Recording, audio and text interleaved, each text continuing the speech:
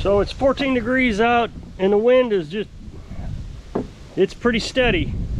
It's just sucking the heat out of the house. Carolyn started the wood stove at 10:30 last night, and that should have easily gotten us through the night on a normal night, even at 14 degrees. But at 2:30 I got up and had to start it again. The house was at 63 degrees. So I got up at 2:30, started it, and then again I had to start it again at 6 a.m. And I don't know, maybe 10:30 or so I started it. So it's just sucking the heat out. And the thing is, the wood stove's still pretty warm. So it's cold. Ever since I put these vents in the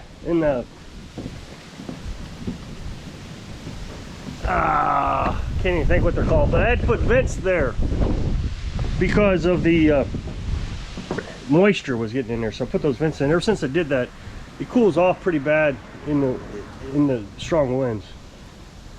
But I can deal with it. I mean, how often do we go through these events? Not very. So I thought today I'd just make this a little bit of a rant video and talk about a little bit of everything. The porch is getting so messed up. So I worked on this. It had a carburetor issue. And this thing was supposed to be done the day he brought it over. He brought it over at 3 p.m. and by 5 p.m. I had it fixed. I don't even think it was that late. It might have been 4 p.m. I just took the carburetor off, cleaned it, put it back on, it started right up. Well, the next morning I was going to move it. I guess it was next morning. It doesn't matter. Yeah, next morning. He was going to pick it up at 8 a.m. or 9 a.m. the next morning. So at 4:30 I needed to move it. So I turned the choke on to start it. And the choke just broke off in my hand. Well, I tried to super glue it and different things and nothing worked. So I told him that it broke off my hand. He took responsibility for it. So yeah, I probably broke it.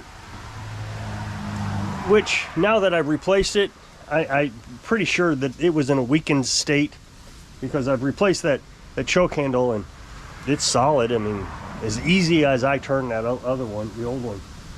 I've got it covered up, so when it snowed, I should uncover it for you so you can see it. So I replaced it, and you know, it took a week or so for the part to arrive. And I told him it was done. Well, he lives in Kansas City, so that's a good long trip. And it was snowing and, you know, whatever. So he said, I'll be down whenever I got it done. This week, midweek, or, you know, towards the end of the week, somewhere around there. And I said, okay, no hurry. Well, that was dumb. I shouldn't have said that. I always get myself in those kind of traps of just casual conversation, because no hurry apparently meant maybe springtime. I don't know when he's going to pick it up. And I'm not going to rush him because I did say no hurry. I would like to get it off the porch. I'd also like to get paid, but fortunately I don't have a lot invested in this. It was, I think, a $25 part, so it wasn't terrible. There's your wage right there, just sitting there waiting to get paid. So it's not terrible, but he's a good customer. I'm sure he'll pick it up. I have no fears about it. It's just, you know, the timing was bad. I wish I'd have gotten it. I wish it hadn't have broke. Well, I say that. I have thought it would have been really bad if he'd have just taken it home and it broke on him the first time he tried to start it. So I guess it was good that it broke on me. I just hate that it broke at all. So be careful what you say. You know, you're trying to be nice and yeah, no hurry, I understand. So, this week, that's fine. Yeah, something like that. But, you know, they take it literally. And they say that about the mechanic too. If you take your equipment to a mechanic and you say no hurry, they'll put people in front of you. They came in behind you, they'll swap them around. So yeah, that no hurry thing's a bad phrase to say when you're talking about your equipment. Hey, I want to interrupt this video real quick and ask you to go over to my other channel, check it out, subscribe, all that good stuff. It's a lawnmower repair channel. I just released a brand new video, pretty easy fix. It'd take a little bit of time, but if you're patient, you could fix this one on your own, and then can be a pretty serious problem that you can fix for cheap, like 10 bucks. I'll put an up next box at the end of this video to that video, or you can go down to the description or the comment section and there'll be a link there. Another thing I thought I'd talk about is the Tik Tok ban. I watched TikTok for maybe, I don't know, 2 or 3 months. I downloaded the app a while back. I mean, maybe a couple of years ago. And I quickly learned that was not a place I wanted to be. There was one video that disgusted me so bad that I just deleted the app right then and never went back. I didn't realize, I guess I'm showing my age or my stupidity, or I guess I never really thought about it, how popular TikTok was. I mean, I know YouTube was trying to emulate what TikTok was doing with their YouTube short videos. But I just assumed that if you're on TikTok, you're also on YouTube, as a content creator.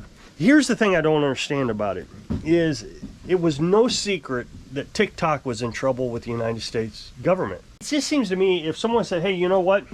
YouTube is in trouble with the government. You should consider a backup plan. I would consider a backup plan. There have been times YouTube has been in trouble, and I thought, well, either I'm going to ride out YouTube, and if it dies, it dies. It's no big deal. I've thought about going to a Rumble. I started a Rumble page, and it's just so. And I know as soon as I say it, somebody's going to say, oh, it's not that bad. But I tried it, and I didn't understand this monetization policies. I got one video monetized and the other one didn't get monetized. It didn't make sense, and they had to review it. And it's like, well, what was so wrong with this one that it didn't pass review? And so I didn't like Rumble. Not to say I wouldn't go there if I don't know if I'd go there or not. If something happened to YouTube, I probably would just hang it up, to be honest. YouTube is the platform to be on.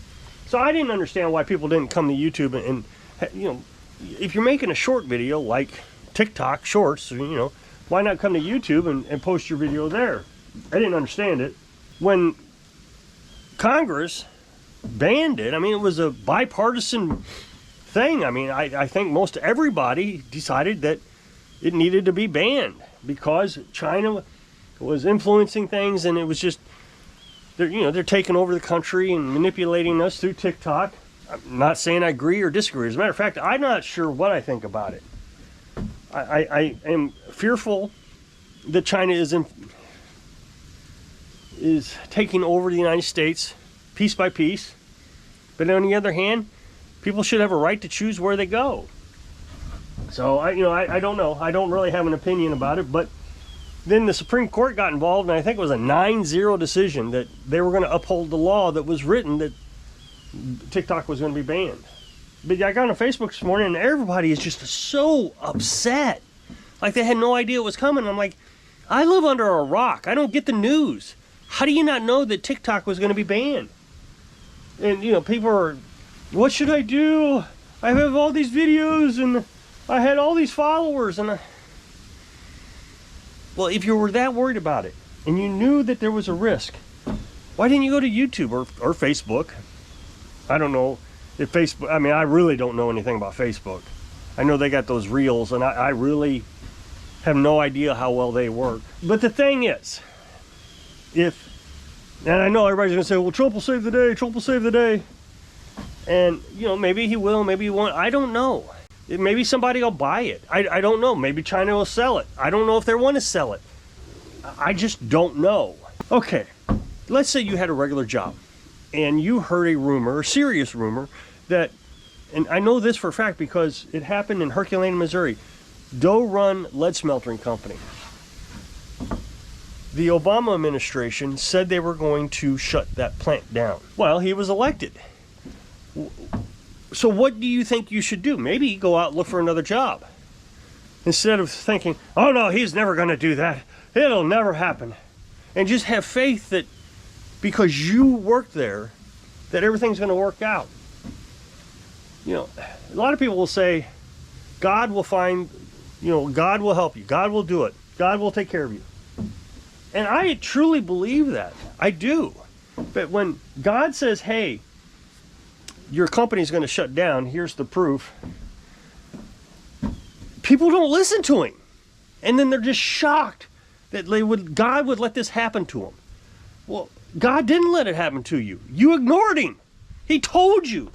So the same thing with TikTok. I mean, the writing was on the wall. It was so clear that it was going to happen. I mean, yeah, The Supreme Court could have said, just so you know, that's not my trash. It came from neighbors. I just haven't picked it up yet. Of course, the Supreme Court could have said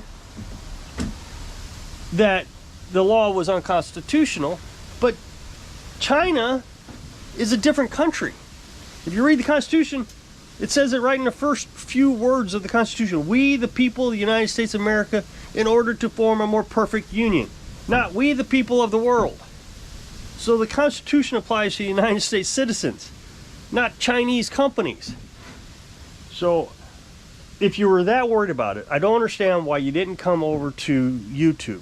That being said, I also had a lot of excitement about the concept of TikTok getting banned because I am a YouTube content creator. All those viewers who were on TikTok, they got up this morning, turned on their TikTok, and they were all upset that it was banned. What are they going to do now?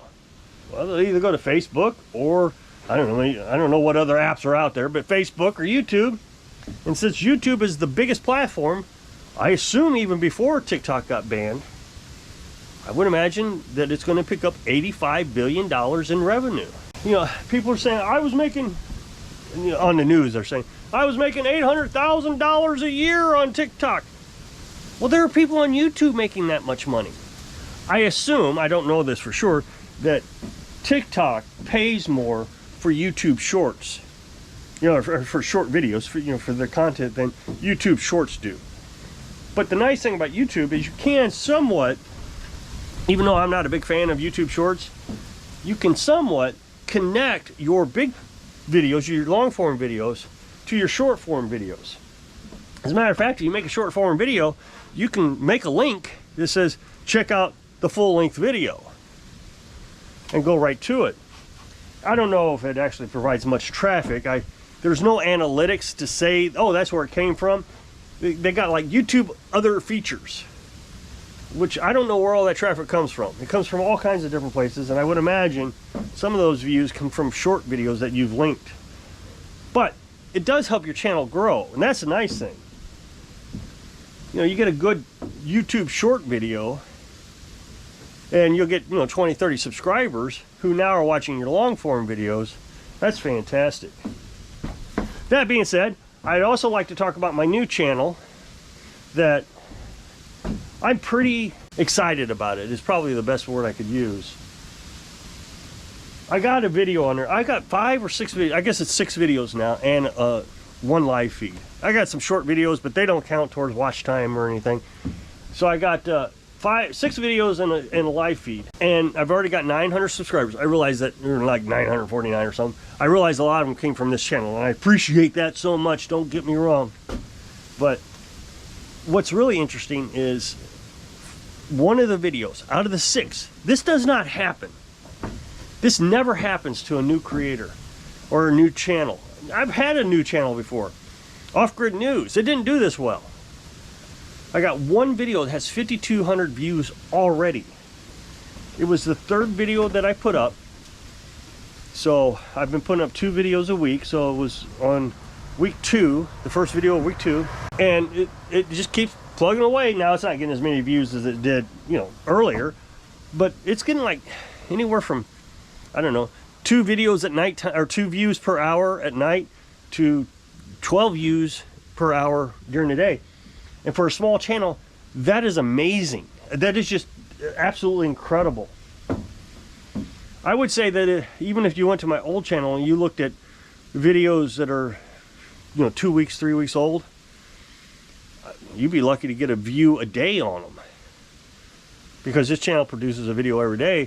People don't go back and watch the old videos. I just think it's amazing. That being said, all the other views, except the most recent one, has close to 1,500 views each, which is absolutely fantastic. Now, the newest video, I'm not really sure what happened. There was a snowstorm. I think a lot of people got stuck home. They were watching videos, and that's why they did really exceptionally well. This one has 900 views, the newest video, which is, a little bit less than, I was hoping for 1,000 views per release, until the next release. So I released one on Thursday. I'm hoping to get 1,000 views on that video by Monday, which is the next release. So it's got 900 views. It still could do it. It could pick up another 100 views today. but it's not doing as well. But I'm not that disappointed about it. I mean, it still did pretty fantastic. The watch hours, I got those. I wanted 100 watch hours per video from release to release, and it's got 100 watch hours. So people who did watch it watched it all the way through at a slower speed. The other thing is the title I can change to make it run better. So there was 2 videos I made about chainsaws, and then another one about an auger, and I saw that they kind of died off. They weren't getting any views at all anymore. So I changed the title. I said, why does my 2-cycle engine not start, and why does my 2-cycle or my chainsaw and weed eater not start?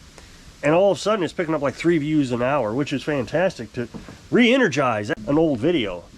So that's what I did to the newest release too. I just went in there and I changed it, the title, to see if it would do any better. I said loss of power on the old one. Why did my lawnmower losing power? But it also had an oil leak. So I said, so I changed it to, why does my lawnmower have an oil leak? Which might be a more common problem for a person than power loss. So if you'll click this up next box, it'll take you to the other channel, and it'll be a brand new released video. So hope I can inspire you to plan ahead for bad days so you can live your dreams. Thanks for watching.